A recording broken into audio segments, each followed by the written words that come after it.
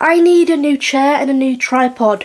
It's not supporting my back. I'm having back issues. This chair is not the most comfortable thing to sit on.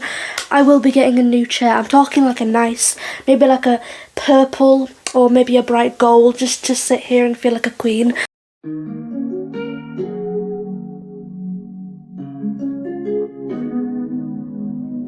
Hey, it's Mel. I hope you're doing well and welcome back to my channel. If you're new, it's lovely to have you here. Today we're going to be looking at the curious case of Phineas Gage.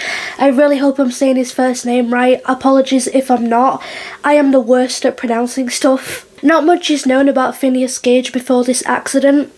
This case in particular has baffled scientists for years. There's a lot to cover, so let's get into it. Phineas Gage, who was born in 1823 in Grafton County, New Hampshire, was an American railroad construction foreman. He was 25 years old at the time of the incident. Not much is known about him before this. He had no wife or children. On the 13th of September 1848, Phineas was working in Cavendish in Vermont, leading a crew which was preparing the Rutland and Burlington Railroad by blasting rocks to make a roadbed. This was done by using an iron tamping rod to pack the explosive powder into a hole. While Phineas was doing this, however, the powder detonated and the tamping iron rod he was using launched from the hole and entered the left side of his face from the bottom up. The 43-inch long iron rod penetrated his left cheek, travelling behind his left eye and entered through his left side brain and exited his skull, landing 80 feet away. After it happened, he fell backwards and had some brief convulsions of the arms and legs. But a few minutes later, he spoke, stood up and walked away with little assistance to a nearby car so he could travel into town. The accident left Phineas blind in one eye. The top of his head appeared in somewhat like an inverted funnel. Phineas was recounting his injuries to bystanders, telling them what he had just gone through. A physician called Dr. Edward Williams didn't believe Phineas's story at first, he just thought he was making it up. Dr. Edwards reported that he could see the pulsations of the brain being very distinct. As you can imagine, Phineas had quite the hole at the top of his skull. Phineas actually threw up in front of Dr. Edwards, which led a portion of his brain, just a small amount, to fall onto the floor. Side note here, I'm not sure if you guys can see this, but look at my neck. Look at how red my neck is.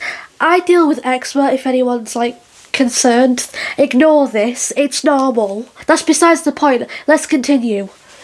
Dr. John Martin Harlow soon took over the case.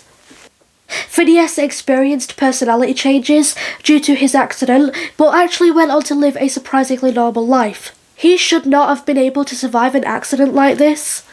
Dr. John reported that Phineas was fully conscious and recognised him instantly, but was tired from the bleeding. Phineas did speak with some difficulty over the next few days.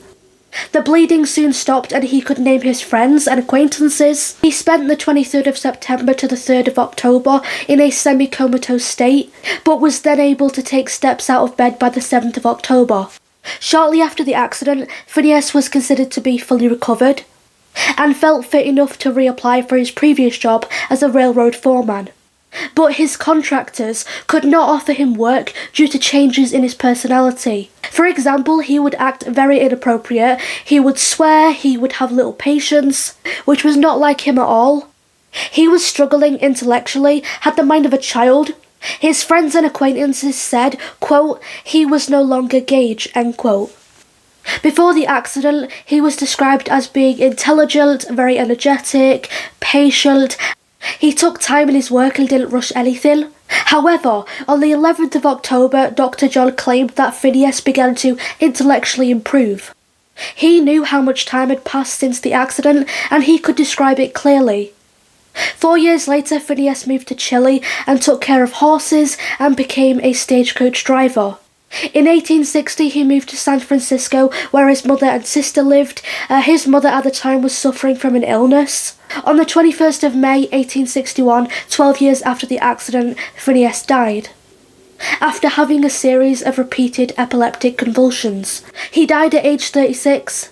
7 years later, his body was unearthed, and his skull and iron rod was given to Dr. John Harlow. And to this day, both are on display at the Harvard School of Medicine. No autopsies were done at the time of Phineas's death.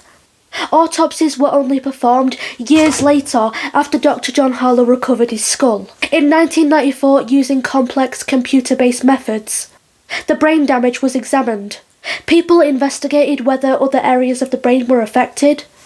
They found out the damage caused by the iron rod involved both the left and right prefrontal cortexes, which are responsible for rational decision-making and emotional processing.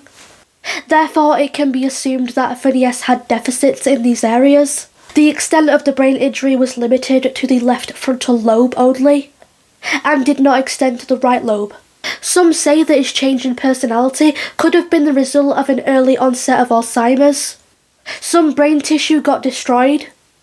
This case is important in the field of neuroscience. Neuroscientists today have a better understanding about the functions of the frontal cortex. They understand the frontal cortex is associated with functions of language, decision-making and reasoning. Despite the injury, Phineas lived a normal life. There's been many investigations and research into this case, but all studies investigating the brain damage of Phineas are all simply speculation. We can't know for certain the extent of the accident's effects. He not only survived the accident, but recovered in so little time, which should not have been possible. The brain is a complex yet delicate thing. This case is so interesting, it caught my attention immediately and I just had to talk about it. That's all for today. That was the curious case of Phineas Gage. I hope you've enjoyed the video, give it a like. Also feel free to leave a comment below. What do you think about this case? As always, thanks for watching, take care, bye.